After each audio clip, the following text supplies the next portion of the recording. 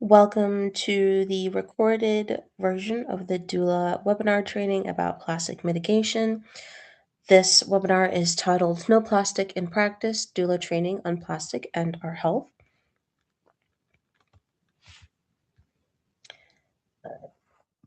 Hello, I am Lukkee, your presenter for this webinar. I'm the Environmental Justice Fellow for the 2025-2026 period. For this webinar, we'll be going over the life cycle of plastics, the health impacts of pregnant people and their developing child, how doulas can bring up the conversation with their clients about plastics and potential mitigation methods, and also be providing plastic alternatives for very common items. We'll also be providing resources and guides for doulas and their clients posted on our website. Before I go into our topic, I'd like to introduce Black Women for Wellness, who is the reason for this webinar. Black Women for Wellness is a 501c3 nonprofit that is focused on the reproductive health of Black women and girls through health education, empowerment, and advocacy. And we attempt to do this through various programs. And the program that is sponsoring this series or this webinar is the Environmental Justice team.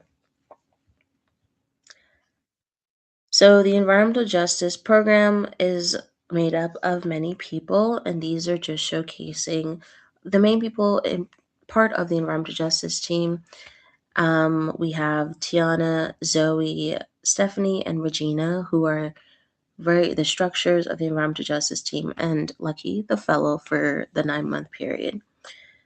So for this series, I'd like to just showcase the initiatives that the EJ team has so far. We focus a lot on water equity and plastic pollution, but we do have other projects that we focus on. For this presentation, we're focused on plastic pollution. So you're probably wondering, why is there an environmental justice team on a reproductive justice nonprofit? And I'd like to form that connection starting with this. This is showcasing the principles of environmental justice. There are many of them, but the main one I have highlighted on to the right over here says all people deserve to live in a safe and healthy community, and those most harmed need to be centered in the work to get there. And those who are most harmed tends to be the most vulnerable, and that vulnerability group involves people who are pregnant, their developing child, and their children outside of the womb. Here I'm showcasing essentially the parents of environmental justice. We have Hazel M. Johnson, the mother of environmental justice, and we have Dr. Robert Bullard, the father of environmental justice. And I'd just like to read these quotes from each of them respectively. We have to fight for our children. We have educated ourselves on environmental issues and the health threats from nearby polluting industry. We have not waited for government to come in and determine the cause of our illness. We may not have PhD degrees, but we are the experts of our community. And the quote for Dr. Bullard is, America is segregated and so is pollution. Race and class still matter and may map closely with pollution, unequal protection, and vulnerability. And with those quotes, I'd like to define reproductive justice through the perspective of the Sister Songs Women of Color Reproductive Justice Collective. Reproductive justice as the human right to maintain personal bodily autonomy, have children, not have children, and parent the children we have in safe and sustainable communities. And that is the main focus, is the fact that we have the right to have or to not have a child in a safe and healthy environment, because our environment has an impact on our health. We're outside interacting with so many materials. We're breathing in the air, and what is in the air can enter our bodies. We're getting takeout containers from restaurants that are plastic based. We are walking on soil that is potentially contaminated with leaks from oil refineries or oil fields. So that is kind of how we work at that intersection of reproductive and environmental justice. Your environment has an impact on your health because you physically interact with your environment. And I just have this highlighted here, the right to parent the child we have in a safe and healthy conditions regardless of age, race, gender, sexual orientation, immigration status, ability, or economic condition.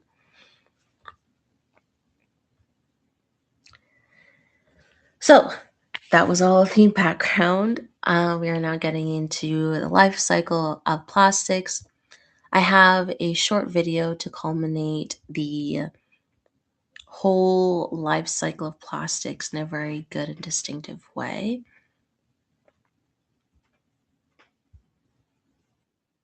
Heard about a giant trash island in the ocean. Let me start that over. You've probably heard about a giant trash island in the ocean. Or that poor sea turtle and the straw. Maybe you've even heard how plastic is being found inside the fish we eat. The plastic crisis gets a lot of attention, but the headlines usually focus on the plastic that ends up in the environment. And that's just part of the story. The truth is, plastic has a whole life cycle that's hidden from view, one that harms people and the planet from start to finish. Let's start at the beginning. Plastic is made from fossil fuels like oil or fracked natural gas. Extracting those fossil fuels and turning them into plastics creates a lot of pollution. Pollution that most often affects marginalized communities nearby. As we've gotten better about using less oil and gas to power our lives, the fossil fuel industry found a lifeline in plastics. In fact, oil and gas companies are doubling down on plastic production, with plans to build or expand over 300 petrochemical plants in the US alone by 2025. But these companies already produce more plastic than we can use. So where's all that plastic going? A lot of it's flowing into new markets, in places like Asia, Africa, and Latin America. Because more than any other product category, plastic isn't driven by the demand for it, but by the supply.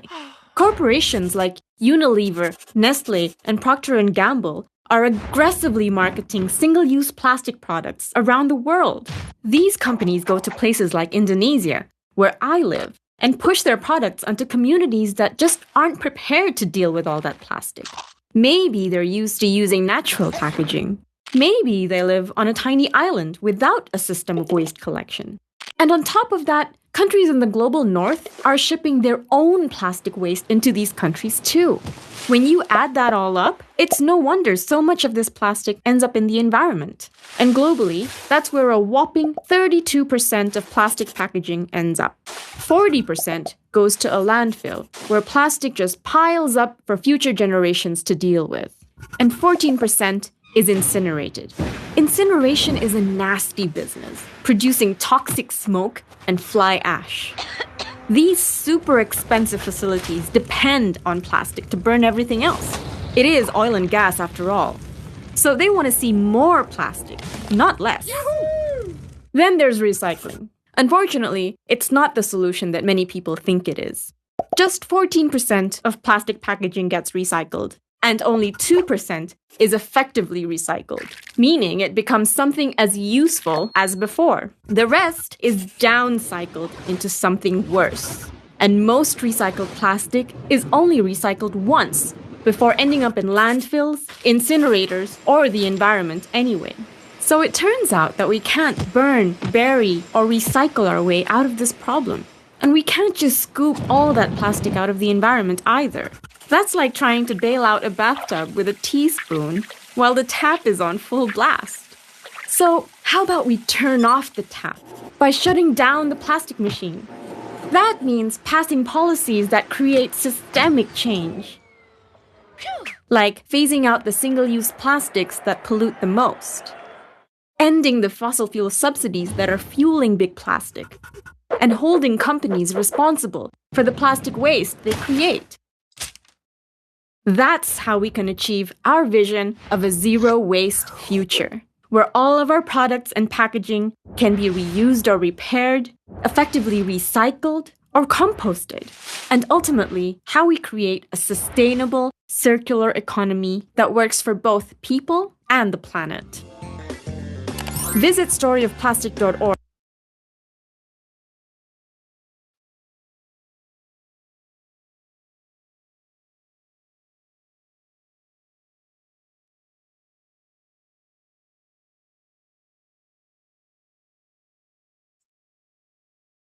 All right, and we are back.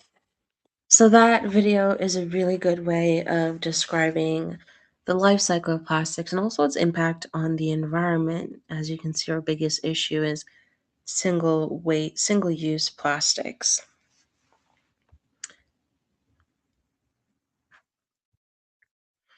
So moving on to the health impacts, both for parent and child, when it comes to exposure pathways, because that video showed what the life cycle of plastics is, from extractions of oils to the production of making plastic products to then going into the wastelands. We're now going to talk about how does all of that process, that whole life cycle, impact our bodies. So I have this first diagram that shows prenatal versus postnatal microplastic exposure. And I'm going to describe microplastics briefly. Microplastics is essentially the broken down parts of a bigger plastic product that is super fine or can be super fine and very easily transportable. So it's essentially, let's imagine a plastic water bottle, and over time, that plastic bottle breaks down to smaller pieces, and that is what's considered microplastics. So, starting with the fetus, we're showing some of the exposure pathways for a fetus that can be the placenta to the umbilical cord to the amniotic fluid. And that is usually because, or at least specifically for the umbilical cord, that exposure pathway is connected to the parent. Like what the parent eats and ingests or consumes in any way, shape, or form is transported to the umbilical cord to sustain the life of the developing child. And unfortunately, that can mean microplastics is entering through the umbilical cord. As an infant, if the parent is breastfeeding or if they're storing milk in storage bags that are traditionally, or not traditionally, very typically at this moment, made from some type of plastic like silicone. A lot of formula milk, the containers that they come in can be lined with plastic. And over time, that plastic can break down and enter into the formula milk. And the milk bag as well can be broken down. I know some of these milk bags are frozen to sustain the quality of the breast milk and then heated up in the microwave. Heat is a catalyst. You probably heard that at some point, maybe taking a chemistry class. Heat is a catalyst for a lot of reactions, and that includes the breakdown process of plastic. So that can increase the exposure of microplastics into breast milk that way. As a young child, they're very rambunctious. They have a lot of toys they're playing with. A lot of children toys are made of various forms of plastic. Imagine maybe a toy car or a toy cooking set that's made of plastic. They're touching these things with their hands, they're putting them into their mouths, chewing on them, potentially teething, and that can increase the exposure to plastics because now it's entering their system via their mouth because they're chewing on something that's plastic, or they're touching with their hands and then putting their hands on their face or in their mouth. And other forms of ingestion can be through food, such as pears and apples, because those things are very porous and can hold on to microplastics. A lot of soft drinks come in plastic bottles, and that is another exposure pathway. This diagram is showing the developing child exposure, but this one is showing the potential systems that microplastics can actually transport to. I mentioned as a fetus that microplastics can enter through the umbilical cord of the placenta. If it's entering through that way, that could potentially impact the ocular and the lymphatic systems. As an infant, if you're consuming breast milk or, excuse me, formula milk, then that can impact your neurological or your skeletal system. As a young child, if you're outside and you're breathing in contaminated air that has microplastics of some kind, that can impact your digestive system or your hepatic system. For adults, our exposure can be numerous. Some of those exposure pathways can be through contaminated air. And contaminated air can be because maybe you live within a few miles of an oil field that's actively drilling for oil, which can release a lot of contaminants and toxins into the atmosphere. You can potentially be ingesting it due to contaminated food. Like I mentioned, water is a catalyst. Maybe you heated up a rotisserie chicken that came in a plastic container, or you drank water from a plastic bottle. It can come from dermal contact, which just means from touching it. For example, our phones have a lot of cases on it. The cases are made out of some type of plastic, and we touch our phones constantly. The oils on our hands can break down that plastic over time and lead us to exposure. And this can lead to a lot of adverse health effects. That can lead to abnormal hormone functions and potentially reduced fertility. That can cause hypertension or cardiovascular disease, potentially lung and liver cancer, and disrupt the nervous systems. And I just have on the side here that everyday plastic are one of our big exposures, like plastic food containers, our phone cases, our clothing are made out of plastics. Not all, but some of them. Common plastic based clothing materials are things like polyester or fleece or nylon.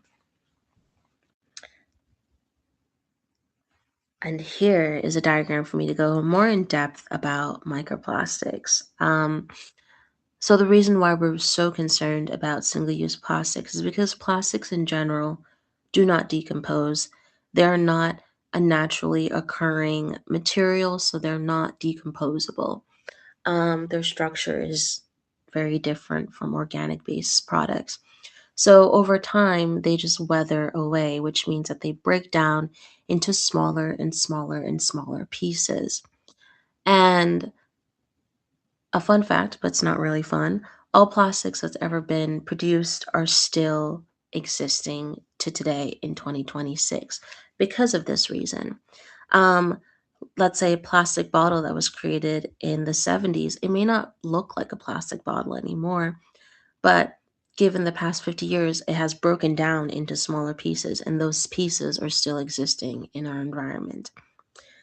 And microplastics are very absorbent, so these chemicals can stick to their surfaces easily, making them very toxic. And like I mentioned, they can be found in our foods. They can stick to the surfaces of our foods. And they're found almost pretty much everywhere because they're so small, they're easily transportable via the wind, water, soil, and our food. And it's unfortunately found in our bodies. It's been found in our lungs and our bloodstreams, and can it's been shown to cross the placenta. So this is our major concern with plastics, is the fact that over time they do not decompose, but they break down to smaller pieces. And the smaller they are, the more dangerous they can be because they can enter so many places because of their small sizes. Um, I want to introduce you to these four toxins. You've probably heard of BPA. That's the most commonly known one. But I want to show you the rest of these three that are also common. Phthalates, those are plasticizers to make things flexible. So you can find a lot of those in certain toys, for example. Those are very malleable. You can find in our clothing. There's PFAs and parabens, and these are all different types of chemicals that are used in plastic production. And these four are the most threatening to human health. So these are the most four that we try and mitigate our exposure to, because we can find these in our food, we can inhale these from the air, and we can absorb these through our skin. So I mentioned that heat is a catalyst for microplastics to enter into your food. And one of the most common ways for this is microwaving our food. A lot of food containers are made out of plastic, so the heat can transform these toxins and transport them into our food. And our first recommendation is, if you're going to heat up food, it's best to not do it in a plastic container or plastic bag. It's best to either transport that food onto a plate that is not made of plastic, or if it's in a Tupperware type container, you can store it in a glass container and heat it up via that way. I know a lot of what I have said sounds very daunting, but I promise you it will get better throughout this presentation. And because Black Women for Wellness is a reproductive justice for Black women, I wanted to talk about specifically how Black women are affected by these toxic chemicals found in plastic. And this is because women have a different physiology, different physical and chemical, not physical, sorry, different chemical makeup physiology. Women tend to have more fatty tissue than men, so more chemicals can accumulate and be stored in the body because fat is a very porous and malleable type of tissue. So that means that it's easy for any type of contaminants to be easily absorbed into the fat. Um, we can pass on these chemicals to the fetus in utero, which means through the placenta via breast milk.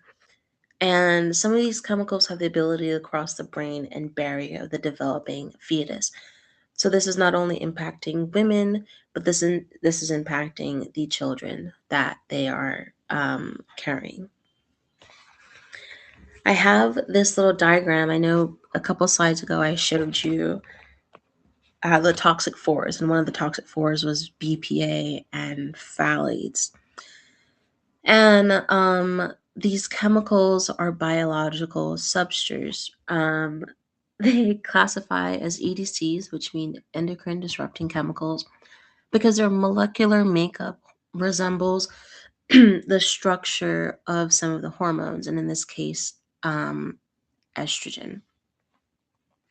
On the bottom portion of this picture, the drawing is showing what estrogen looks like versus BPA. Estrogen is very spherical versus BPA has these little ridges around its structure. At the top, I have an example of what these chemicals look like chemically. So I have here on the right estrogen, and you can see these four hexagon structures. And over here we have BPA. It's also made of two hexagon structures. These lines are indicating that these are all aromatic compounds that are connected through carbon bonds. And you can see that they are structurally very, very similar looking. So within the body, these receptors can get confused and actually bind the contaminant, the BPA, into the receptor and actually push estrogen out. So this is an example of how dangerous that these chemicals can be, because they can be part of our body and absorb into our body through these ways, because they're very chemically similar to chemicals that are naturally occurring in our bodies. I know I've, like I said, mentioned quite a lot of difficult information that I have just shared, but hopefully this later portion of this presentation can be a bit more enlightening, because I think things tend to be more scary when we have less information. So we try and do our best to educate our community, because when you have the knowledge, you can make more informed decisions. So welcome to the portion of the presentation where I'm going to be talking about doulas speaking with their clients and potentially how you can bring this topic up. We just have this note that addressing clients about the reproductive harm can be very pressing. The approach and mindset behind this topic can shift the perspective and burden and bring in understanding, community, and resource sharing. And by shifting this perspective, that means when talking to your clients about plastic mitigation, it is very important not to emphasize on singular, individual, habitual changes, because it is not one single person that needs to change. We need to change the structure of our society. And these companies that are overproducing and over extracting and polluting our environment and therefore our bodies. However, it is important for us to know how to lessen our exposure to these toxins and these contaminants so that we can continue the communal effort and fight to stop these companies from polluting. So we hope that with that shifted perspective, expecting parents can feel cared for from this approach and therefore make it more beneficial and understanding for them to proceed with plastic mitigation. So, with some of these tips, with understanding, as Black parents, choosing health for ourselves and our babies is an act of joy, an act of protection, an act of legacy. And with that understanding, we have resource sharing, because alongside nourishing foods and quality care, reducing exposure to plastics and the harmful chemicals from plastics can support our reproductive health and therefore increase the healthy development of our babies. We also need to do this through a sense of community. We want to be clear, this is not about fear or perfection, because none of us can actually avoid plastics completely. It's near impossible. And many of us are simply doing the best that we can. Our goal is mitigation to the best of our abilities. With that in mind, I will now be providing some plastic alternatives that hopefully will be beneficial. But again, really would like to emphasize that while it's important to avoid plastics altogether, while it's impossible, to avoid plastics altogether, small steps can go a long way towards protecting your health and the health of your baby. So this diagram, I wanted to start off strong. This diagram is showing how much microplastics, and this is in the units of grams per liter. So how much physical mass of microplastics is in a liquid. And it shows that bottled water is by far the most when it comes to microplastics. And that is because uh, single-use plastic water bottles have very little regulation. When these water bottles are packaged and shipped to warehouses, there's no regulations on proper storage for these water bottles while they're in the warehouses. So that means that they can sit there for weeks or months in very hot temperatures. And again, heat is a catalyst. So over time, while they're sitting in these warehouses breaking down the plastics, it's falling into the water bottle or falling into the water that's inside the water bottle.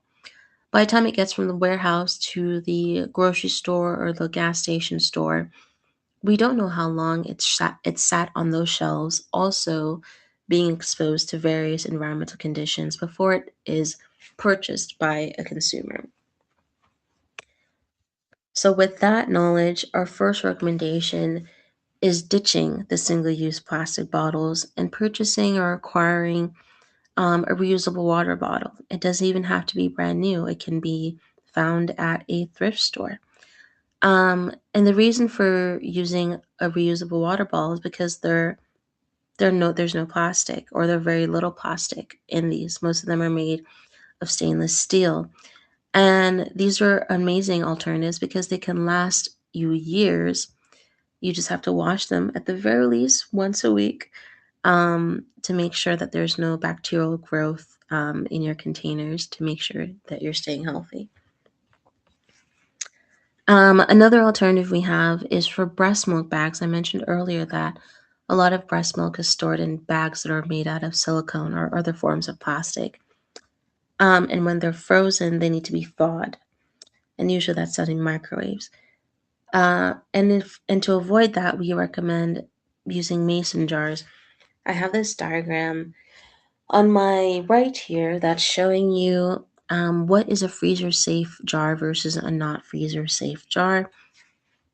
I hope this picture shows well enough that the freezer not safe jar, it has a little concave curve to it, and that can increase the potential for cracking because that's a different surface area at the top, so that can increase like water expansion when being frozen.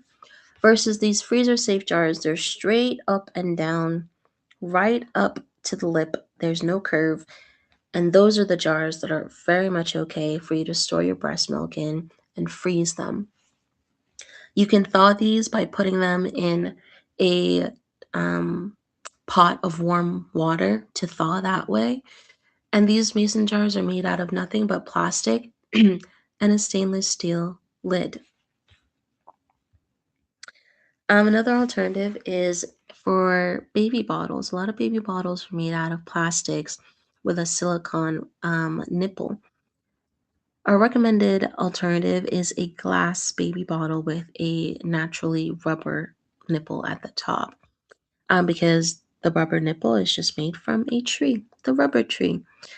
And this is a safer alternative for your child because then you won't have a plastic based item directly in their mouth that they're chewing on and breaking down that plastic with their saliva over time and entering into their systems that way.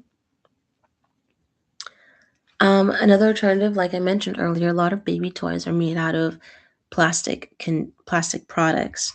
Um, but we recommend naturally derived base baby toys, things that are made of wood, potentially, like in this diagram right here. Um, for stuffed animals, those can be made out of cotton, linen, wool, or any other natural material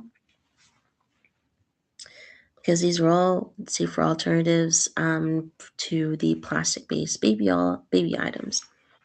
A lot of new expecting parents get a lot of food from friends and family or community members to help them while they're caring for their newborn.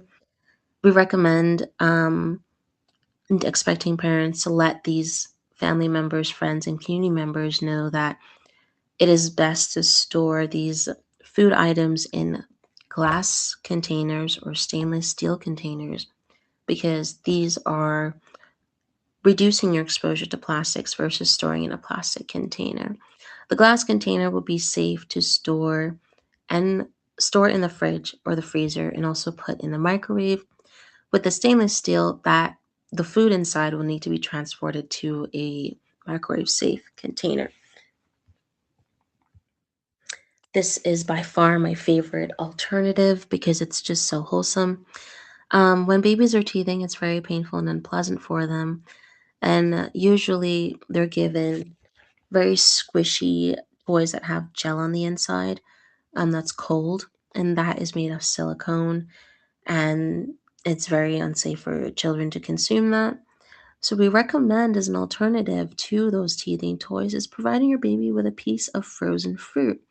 That frozen fruit could be a piece of melon, a piece of mango, a piece of strawberry, or other types of berries. And it's also nutritional and very delicious snack for the child. It's cold and it can soothe the pain of growing new teeth and just be yummy all together. So it's a good two-in-one. Those are all the alternatives I have, and I hope that this webinar has been beneficial. We're providing resources on the website along with this recorded webinar. And I thank you for listening. And I hope that your clients and other doulas are able to benefit from this information. Thank you and goodbye.